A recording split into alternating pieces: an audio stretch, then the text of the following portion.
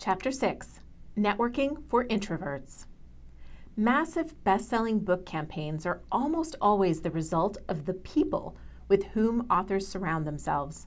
Look at Tim Ferriss and how he broke into best-selling status. He'd made connections with bloggers by attending a lot of events and networking like a machine for years before 4-Hour Workweek launched. Sometimes surrounding yourself with successful people is about learning from their success. Other times, it's having friends who promote the book on your behalf to their big audiences.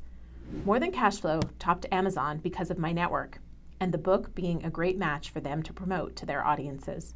When you see a nonfiction author topping the charts at launch, and they aren't a celebrity, look to see who supports that author.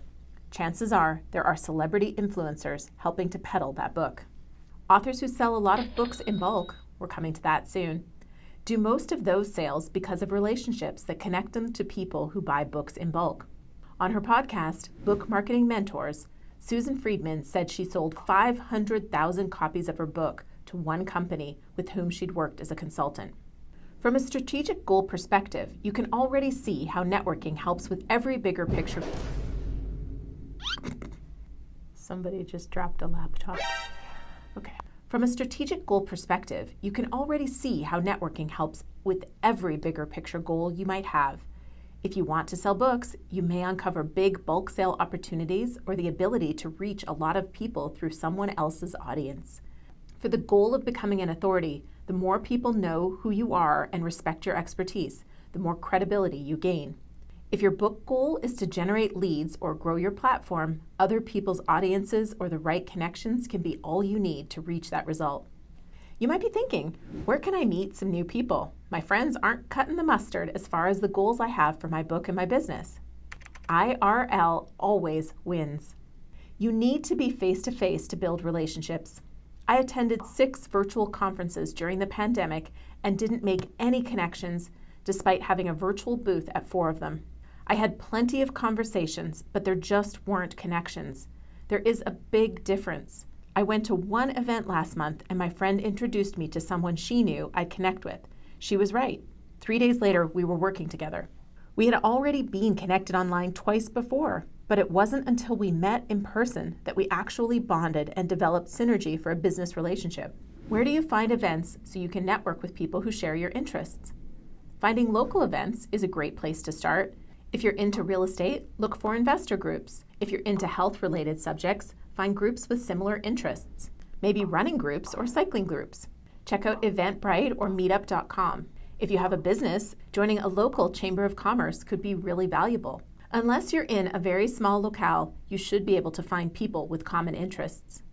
Next, I recommend finding educational or training courses you can attend in person.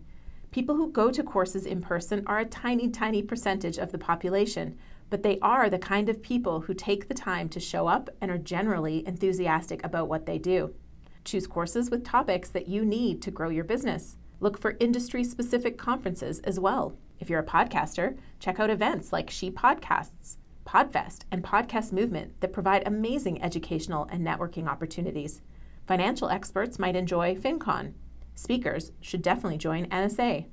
Just start asking around and you'll uncover some great options. Prep your networking. If you are naturally extroverted and meet people easily, you can probably skip this part.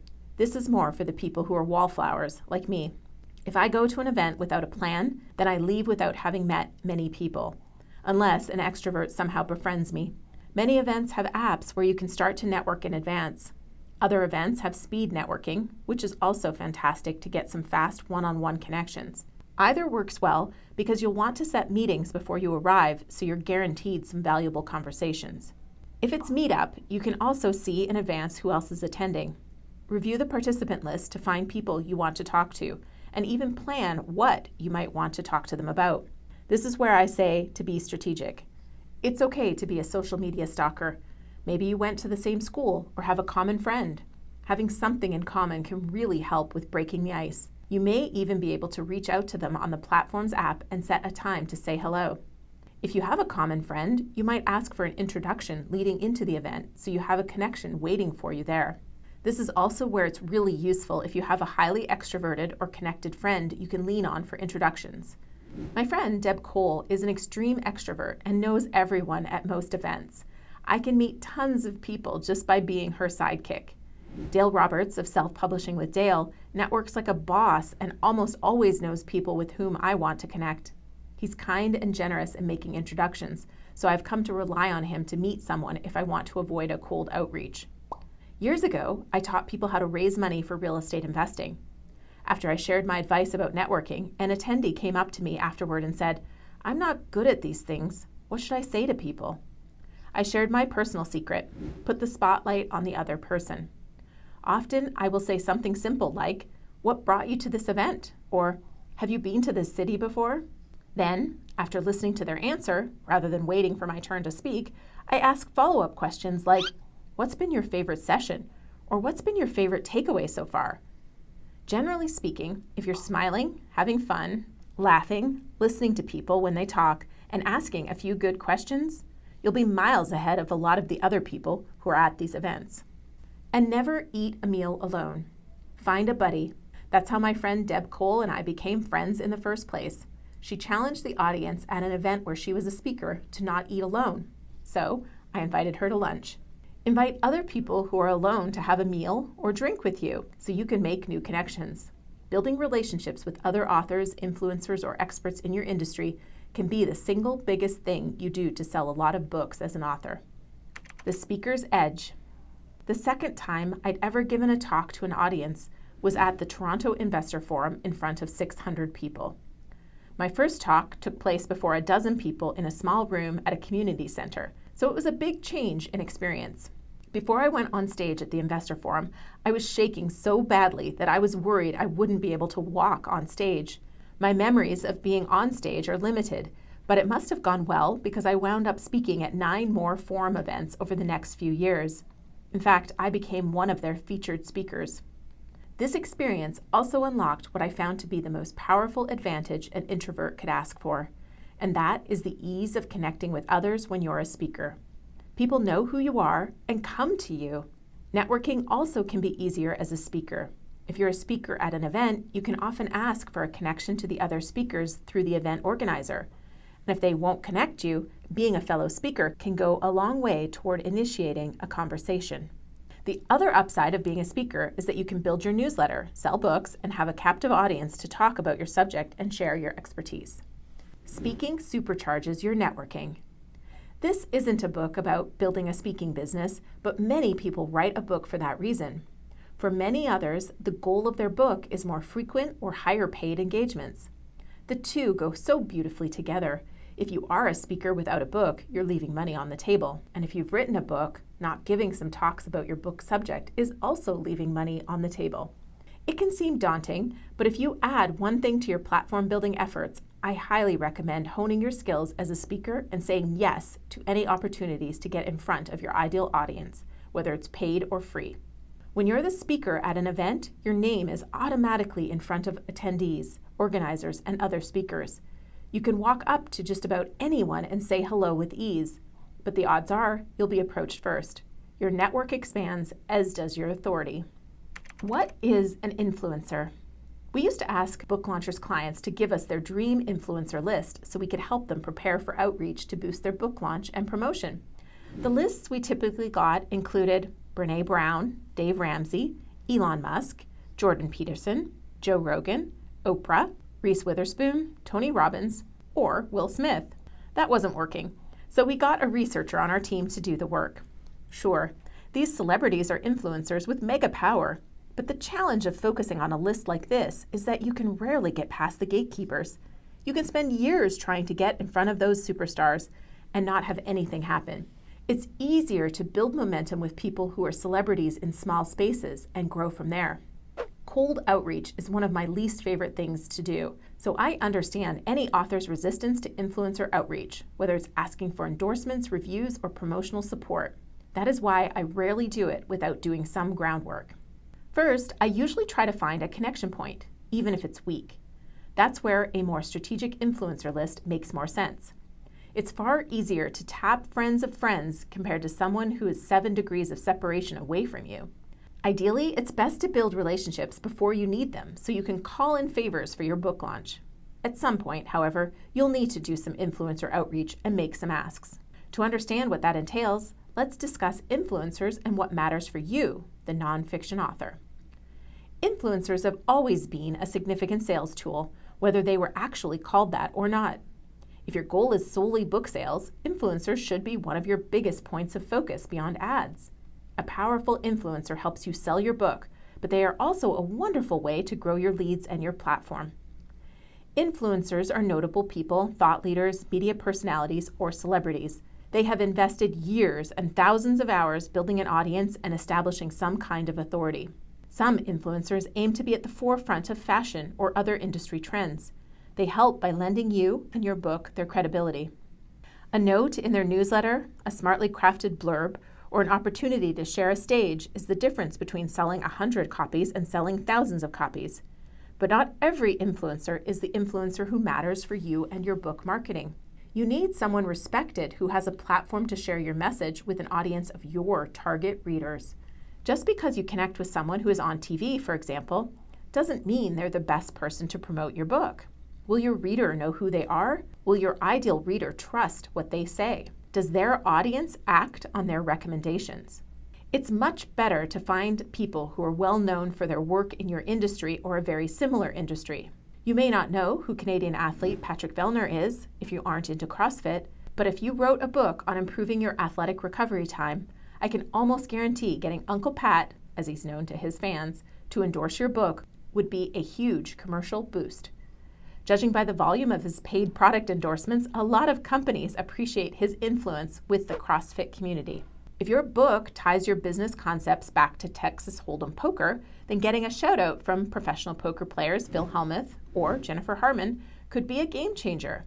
Not everyone knows who they are, but what matters is whether your ideal reader does or not. It's much easier to connect to folks who are niche famous than people who are world famous, and the value will be just as high or even higher if they are the right influencers for your book. Making the ask, mind your mindset first. Instead of feeling needy or self-conscious when approaching an influencer, do it knowing that your reader needs you to take this important step to help them find your book. You've written the book to have an impact, and it will only do that if you find readers. Additionally, if you can make any outreach part of a relationship building goal versus a transactional goal, you'll likely feel better about it, and most likely, your results will reflect that. So, how to begin? Do something that might get an influencer's attention in a natural way. Your inclination might be to send an email, and you can, but it's worth brainstorming other ways that are more organic. I'm far from a big-time influencer, but I do have a robust and enthusiastic community of YouTube besties. I value comments and engagement tremendously, so when someone comments on every single video, they get my attention and I remember who they are. Stephen Serrell has commented on my YouTube videos for quite some time, so when he connected with me on Twitter, I connected back. One day, Stephen posted a request for pictures of people in dinosaur costumes with his book. My son happened to have a dinosaur costume, so I bought his book and got my son to pose holding the book. Stephen didn't ask me directly. I just did it to support someone who supports me. Of course, if he'd asked me to do it, I would have. Other ideas to garner attention include going to an influencer's event and finding a way to get an introduction. I highly recommend posting on social media your favorite parts of their event with pictures. Speakers love this and will notice. You could also apply the advice they've given and then post on social media the results of that advice with a thank you. Jesse Itzler has talked about how he hired his former right hand, Amanda McCrate, into his Build Your Life Resume, BYLR, company. She's now gone on to start a company of her own, which he has enthusiastically supported. She was one of the first people to take the BYLR program and posted her results along the way. That got his attention, and he hired her for the amazing and surely adventurous job working alongside him as he did Ultraman races and hosted all kinds of wild adventures for his community. It doesn't happen with one post or one comment, but being a true fan, a regular supporter, implementer, and commenter can be invaluable to many influencers. That's friction-free connecting at its best. Of course, you can also try good old-fashioned email or messaging on LinkedIn or another platform, but here's what you should not ask. Can I send you my book to read and write a review? Will you please retweet this to your audience? My book is relevant to your audience. Will you share it with them? Our companies have a lot of synergies. Can we chat to discuss how we can help each other? Or the one I hate the most? Can I pick your brain about something? I get more than a dozen of these a week, and while I sometimes give them a polite reply, the answer is always no. If you're trying to connect with someone else who has a big audience already, I can guarantee they won't give your message a second look. Things that might work, however, if you ask them to contribute to your book or request advice, is to find another way to make it easy for them to say yes. As an example, I was invited to speak at 2 different online summits on the same day. One made it clear my participation was contingent on my promoting the event to my list. That was an instant turnoff because it felt as if the person only wanted my participation to access my audience, not me or my content. The other one went like this: I see your videos each week and I just love them. I have to ask if you would participate in this upcoming summit. We have other experts like X and Y, and we'd love to have the book broad participate too. I knew X and immediately said yes. The organizers showed an appreciation for my content as their reason for reaching out. They didn't ask me for anything apart from appearing on a panel, which was easy for me to do. And they also established their credibility by naming someone I know and respect in the industry. Plus, it was an interview, so I didn't have to prepare a talk. I could just be me. Think about what you can ask for that is an easy yes and makes the other person feel valued, not used. Be a sniper, not a torpedo. You have to be patient and focused. To achieve your goals, take the time to aim. If you still have difficulty creating connections, send your desired influencer something of value. Robert Workman was a client of ours who successfully got his books into airport bookstores with a rather unconventional approach. His follow-up after a sales call to carry his book was sending a box of cookies. Yep, and it worked. My friend, Scott Sylvan Bell, the Hawaiian shirt guy I mentioned in the branding section, sends amazing gift boxes full of his favorite Hawaiian local finds to people with whom he wants to connect. If you know someone loves something, take that into account. You're taking the time to personalize your outreach, which will be far more meaningful to that person. Who doesn't love a thoughtful gift? This is again where you can be a bit of a stalker. Eavesdrop to find ways you can help. Most influencers are on social media, or they do live streams or podcasts. Listen for clues as to how you can help them or connect with them.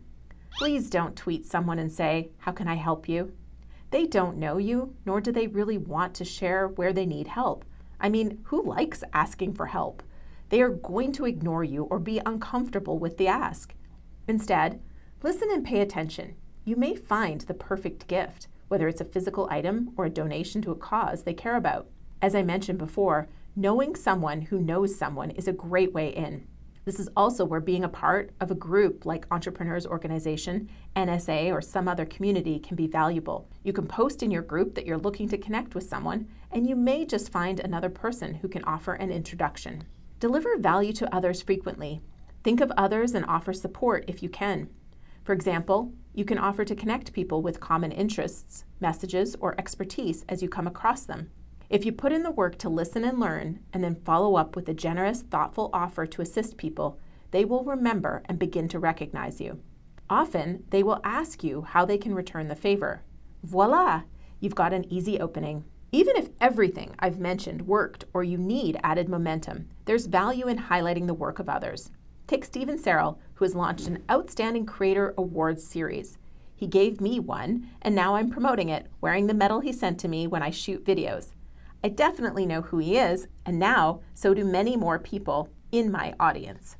Jim James does something similar by collecting experts for his podcast and then taking the best interviews and turning them into a book. I'm in his second volume of The Unnoticed Entrepreneur book. 50 more experts share their ideas for your company to stand out. The same approach can work if you do a series of articles, videos, podcasts, or expert interviews. Not everyone you ask will say yes, but some will, and you'll build some powerfully strong bonds with people who are influencers in their space. All of this is work, but that's why it's effective. Most people won't do it, making it that much easier for you to stand out. Who is on your list? You need to form 2 teams, and the earlier you identify your players, the better. Team 1 consists of people on your influencer list. When you're making this list, note what you want to ask them or why you think they'd be great for your book. Remember, Your influencer list doesn't have to be full of famous people. They just need to be names the majority of your ideal readers will know, like, and respect. Team 2 consists of people on your book army list. Your book army is a network of people you know who will support the book. You aren't always going to look to these people to actually buy and review your book because you only want ideal readers doing that, and Amazon doesn't want friends and family writing reviews. But they make up the basis of support that connects you to others, posts on social media, and helps build the groundswell of momentum and activity that every book launch needs. This list includes your friends, family, colleagues, clients, social media followers, professional or community groups, event organizers, and email subscribers. This is your LinkedIn network, your alumni list, your mom's friends, and so on. Ideally, these folks are people who will love your content and want to support you. You know most of them in person. Even if your book has launched, having a book army you can count on is useful to rally your book for relaunch, get more reviews, promote a 99-cent giveaway, or have an event. Don't worry, my fellow introverts, there are plenty of ways to sell books while you hide behind your computer screen without speaking to others. But you should not rely on those methods alone if you have hopes of making it big as an author, selling a lot of books, or growing your brand or business from your book. That requires handshakes, lunches, and asking real people for help. Chapter summary. 1. The best way to develop relationships that will support your bigger picture goals and possibly lead to friendships is to make connections in person. 2. Networking and influencer outreach are marketing tactics that benefit almost every strategy and author goal. They can sell books, unlock opportunities, grow your platform, and generate leads. 3. Speaking engagements are a way to supercharge your networking, sell books, and grow your platform. Say yes to these opportunities so that you can grow and expand as a public speaker. 4. When doing influencer outreach, look for people who are niche famous versus Hollywood-style famous. Niche influencers have fewer gatekeepers, but can have just as much impact on an audience, even if that audience is smaller. 5. Focus on relationship building instead of transactional relationships when you reach out to others. Even if you don't receive any support for your book or your other professional goals, bringing people into your sphere as an author can make your life richer in many ways.